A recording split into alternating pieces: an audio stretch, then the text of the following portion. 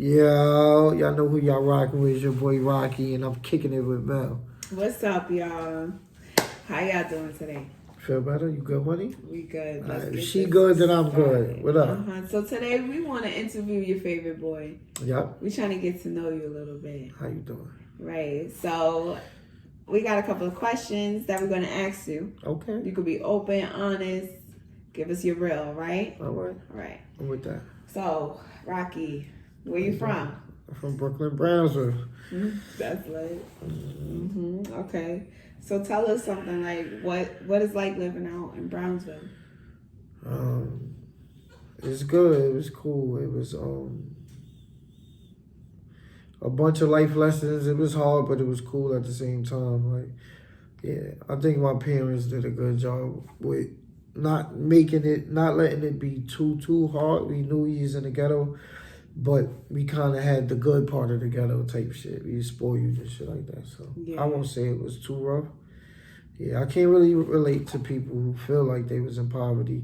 Even if we was in poverty, I didn't feel like it. That's a really great way to look at it. So, like, do you think, like, you had it hard in the projects compared to, like, other families? Nah, we was blessed. No, that's actually a great question. That's actually a great question because a lot of families did. So you go to my house, right? You come in from the moment and it ain't big, but to us it was big. From the moment you stepped into our house, you see carpet all the way to the last room. Talk about it. So our house was one of those good houses. And there's some people houses I went into and they floor had milled through from the front all the way to the back. Or just shit looked at like it looked crazy, you know. Right. I seen though I had friends like it was. I was like, I used to be in their house like this. I used to come out people's house smelling crazy, and I'd be like, yo, damn, they stenches on me. Yeah, certain people live differently than others, and I think that's important because I knew a lot of families too. Like they family, whether it was in an apartment or a house, they kept their shit up. Yeah, so that's a fact. Your family. See, that's why I said Sam did her thing with making sure he was cool. Oh, he had the newest of everything, so. Yeah. That's good. That's good. So, what would you say was your motivation to choose to make money? Seeing my mom's, my stepmother, seeing her, she had two boys, like, that's right next to each other. I'm 13, he 12. Jamal 12. So when you got two boys, it's hard to really, all right, two boys at that age, teenage boys, his shoe size probably was 12, mine was 9. You're not getting two pair of Jordans. There's no hand-me-downs. Yeah, you know, ain't no hand-me-downs. You're not getting two pair of Jordans. You're not going to get two pair of this. It's hard. You're not getting two pair of Parasuco or Polo. You can't even get one. Yeah. So imagine getting two.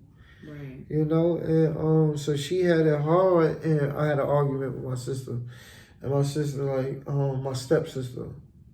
So my stepsister's like, yo, yeah, Jamal have what he want if you wasn't here, and I'm like, oh wow, broke my heart.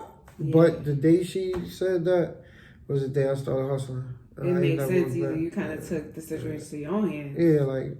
And my mom didn't even know she said that to me until years later. But she the reason I started hustling. Yeah, that makes sense.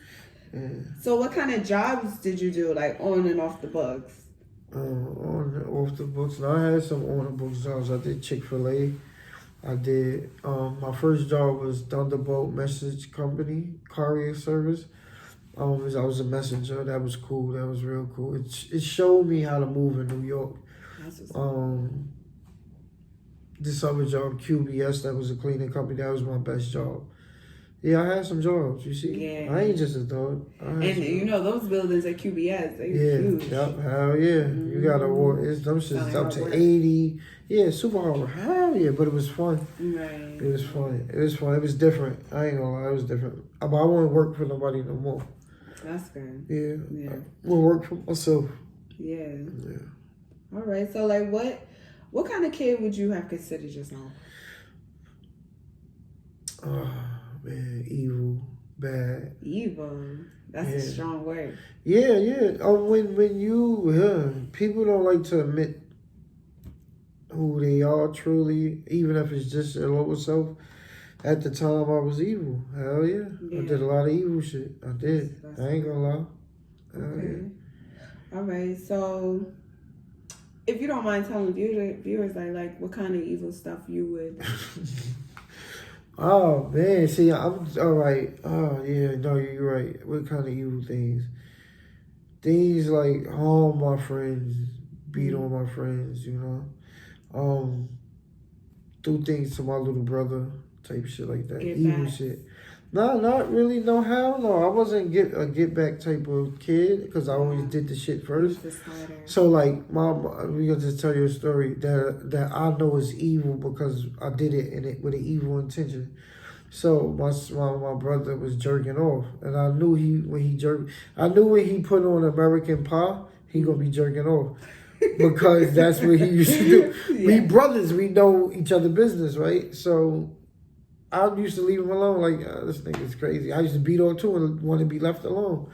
So one day I'm right there in the hallway playing with everybody, playing with our friends, and he in there beating off. And I know he is. And he like, yo, bro, don't say that. I'm like, all right, cool, copy.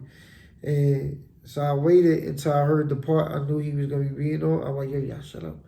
We all waiting at the door, then I just bust open. And everybody caught that nigga like this. And I think it fucked him up still to this day. That's So the shit like that, that's evil, bro. Facts. That was deep. Yeah, shit like that. Yeah, well, we all have relatable situations with our siblings. Yeah. So I get that one. Okay. Have you ever thought about going to college or playing a sport? Hell yeah, I was playing ball for a minute until I got shot in the spine. But hell yeah, I was too short. I didn't know that, but I was playing ball like I was gonna make it. That's the whole basketball, right? Basketball, yeah. Yeah, that would have been nice. Yeah, it would have been very nice. Shit. All right. So, how many children do you have, and how many children mothers do you have? No. There's so many, Sound like you a player. No, I ain't no player. I'm married, man. I got 5 kids. And baby mothers, I have 1 baby mother and 1 wife. That's nice. Yeah. All right. Okay. What age do you think you consider leaving off the porch? Like the age I jumped off the porch. I was 11. That's young. Yeah, hell yeah. I mean, Yep, 11 years old. That's the time I fell in love with being a Crip. 11. All right. Yeah, we know about the Crip thing. We're going to get into that. We're going to leave that for later, okay? All right. So, who did you look up to during your childhood? My, Treese, my big sister boyfriend. His name is Wayne. Call him my brother. Yeah. It's the only person I ever looked up to. That's what's up. Yeah. What was your most notorious moment? I got a few, but we're gonna keep we're gonna keep it PG-13. How can I put it? It was a few. It's what you mean? Like my most notorious moment? Is it streetwise or? I think we want to get into that, like more of the the street shit. Okay. What made my bones? What made my bones? Okay, that's what we want to know. What made Rocky? Yeah. It was a situation where I can tell a story. The older dudes on my block, right? They was playing dice, and I'm like 13, 12 or 13. I'm gonna give it 13, and they playing dice and shit like that, and I'm just watching it. Me and my dude, one of my childhood best friends, and he like, watch this, they about to rob this nigga. I'm like, word? I was a little more naive than him because he grew up in the projects. I just moved here from Harlem type shit. So he used to school me. He used to tell me everything to do to be cool. This was my guide to the hood. This nigga. No, for real. He told me one day, he was like, yo, we was watching him play dice again. He was like, yo, the cops outside. I'm like, yo, the cops outside, bro. He said, go tell him I'm like, hell no. He said, go tell them once. They gonna think you cool. I'm like, all right. He said, I'm gonna go do it. I'm like, yo, y'all, the cops outside. They all look and start running, right? But then they all came back. Yo, shorty, good looking, bro. Nigga, like, yo, how take this money, bro? I'm like, all right, everybody knew me behind that shit. And I looked at this nigga. I'm like, how the fuck, you know? He said, nigga, all them niggas be in my crib with my brother, bro. I'm like, all right, I got you, bro. Yes, so, I see that. Yeah, so Trevor, he used to put me on to doing things. He was my guy. He was like my big brother. And what happened with me and Trevor? All right, so all the niggas was in front of the thing, in front of the dice game, and he like, yo, bro, they gonna rob this nigga, and I'm like, yo, wow, what this nigga did? He like, the nigga Pops. He's like, yo, they beefing with the nigga Pops and shit like that.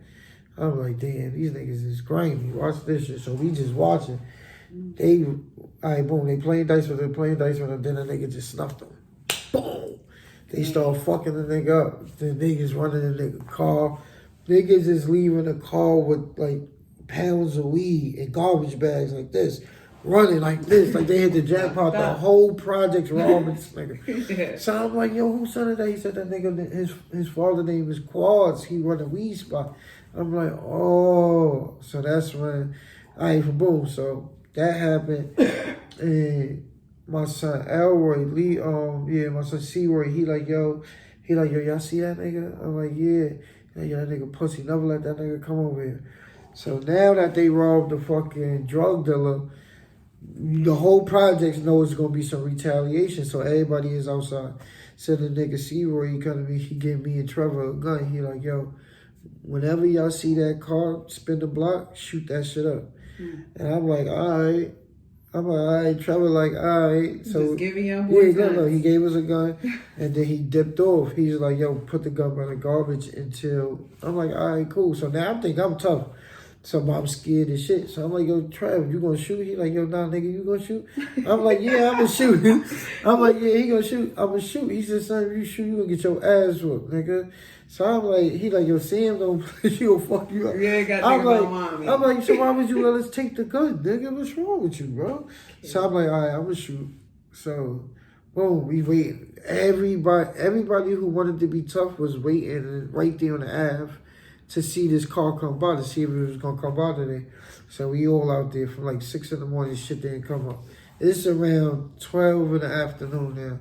The shit circled the block one time. Everybody like, yo, this shit here. He here. So the nigga C-Roy like, yo. So we like, all right, we got you. He did a little head nod like, nigga, y'all get up there. And we like, all right. So the shit came, he stopped at the light. He crept. Boom, boom, boom, boom, boom, boom, boom, boom, boom. All I hear, Karan, get your ass over here. I looked around. I said, you. I said, coming up the block. Yeah. I said, oh my God, bro. That was the first day I thought I was tough. And I got my stupid ass caught. I'm not gonna lie, a lot of other kids, to me, you were tough. You know, you had some heart in that situation. Sure. I was an asshole. I was a fucking test dummy. Yeah. For kids out there, don't let nobody peer pressure you into doing shit. Mm-hmm. If it ain't something you want to do, don't do it, man. Great message, bro. All right, Rocky. So, tell us, what was your lowest moment? And why?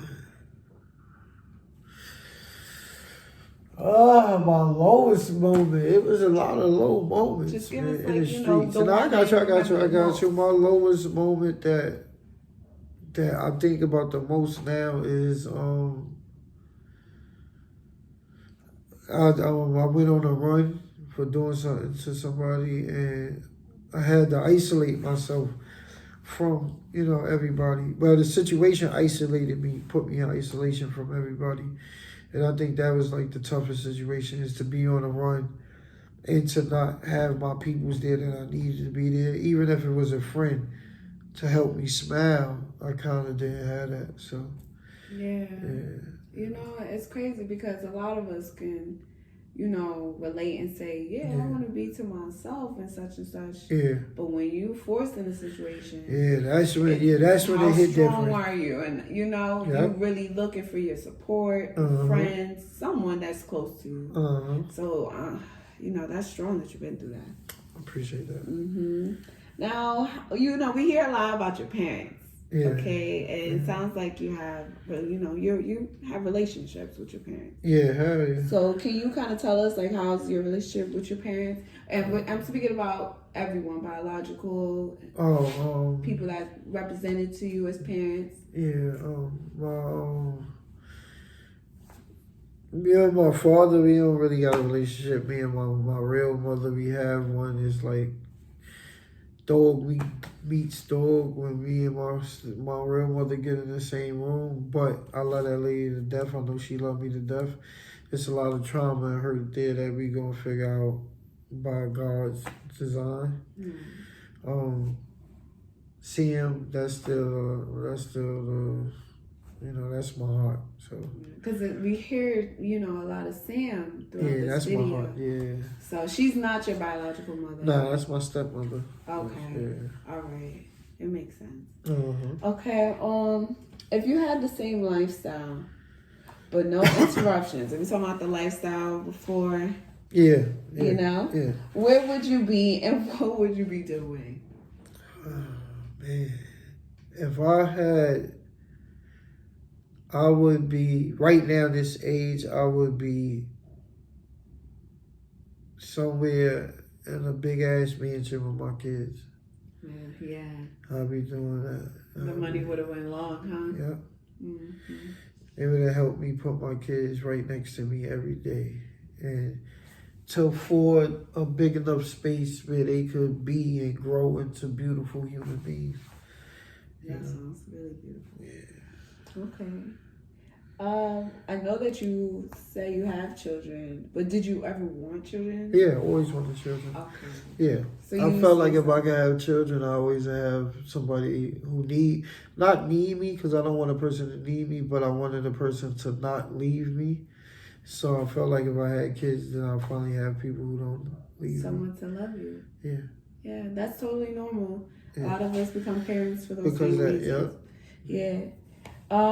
Okay, so who was your homeboy, and are y'all still cool? What homeboy? Anybody that you felt like you were close to at a time? Because some of us got best friends, some of us had friends that didn't work out. They gonna be looking at that question like, what's wrong with her? I'm just saying. Homeboy. You gonna cut it. I'll give you my interview question because I don't know how you would call them. Yeah. But somebody that you rocked with. Yeah, nobody. That's unique. Yeah, nobody. It's that's why I say we was getting lied to and we was tricked. Because man, what it do is it takes you through things early, and when you are young and developing, that means you're developing, you're not whole. You're not eligible to make sound thoughts, sound decisions, or none of that because you are still developing. And a lot of the times we ruined our life when we was young just by doing people wrong or making the wrong choices or thinking we was grown and shit like that. And so I think, and everything is how God wanted it to be, so maybe it was for the greater reason, but yeah, nobody stayed there. Yeah, I get that. All right. So where are some of the places that you traveled around, Yeah, I've been to Vegas, been to Miami, I've been to Jamaica. Ooh, Jamaica. Yeah, I've been to Jamaica. Vegas, Miami. That's it. Yeah, that's a lot of places. Yeah, I mean, travel. But close to us, I've been a few places. Yeah, internationally, other than Jamaica. That's it. Okay, but that's still one. Yeah.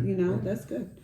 Whatever would you say was golden? Was your golden era? 2000s. And why? Tell us. 2000. That's when I was the man. Tell us. I was the man. I was doing what I wanted. I was having my way. Man, you heard the name Rocky, you knew. You knew. Okay. It was lit. Yeah. That's all I can say. It just was a lot of fun.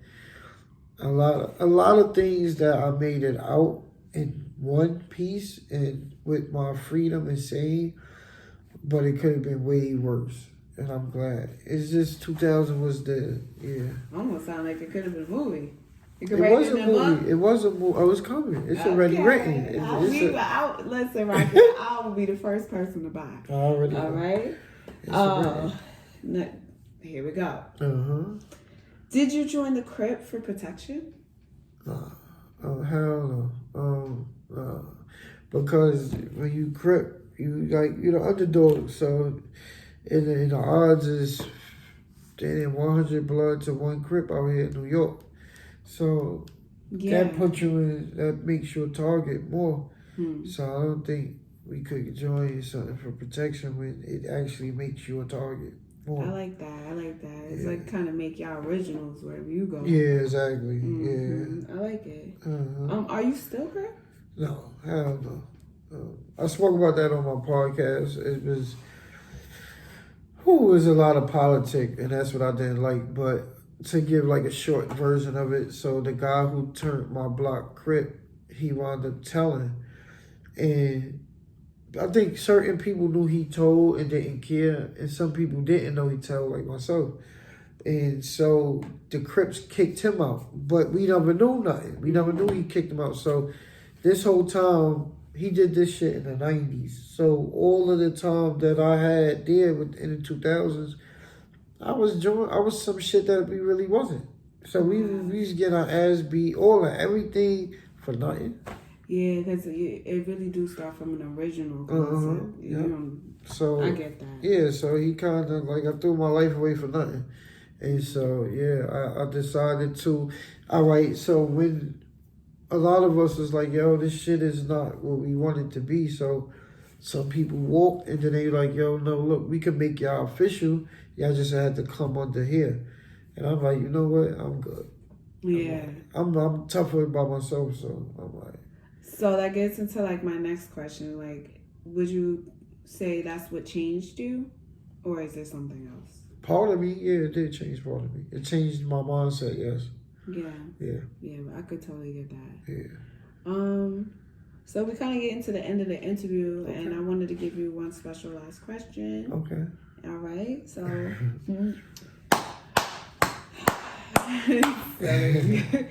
are you happy with where you are right now? Hell yeah. Oh, you said that without no hesitation. Yep. That's great. Yep, because I came a long way. I could have been. This year I wasn't here. Yeah. You know, every year it's been progress. Last year, January, I didn't have my apartment. I didn't have a YouTube page that was monetized. Then, sounds like a lot. This of year I got So I'm happy. I'm super happy. Yeah, that was so cool. That was Rocky today, y'all. We interviewed the one and only, our favorite. I appreciate y'all. Tune in to B.I.T.E TV. We here.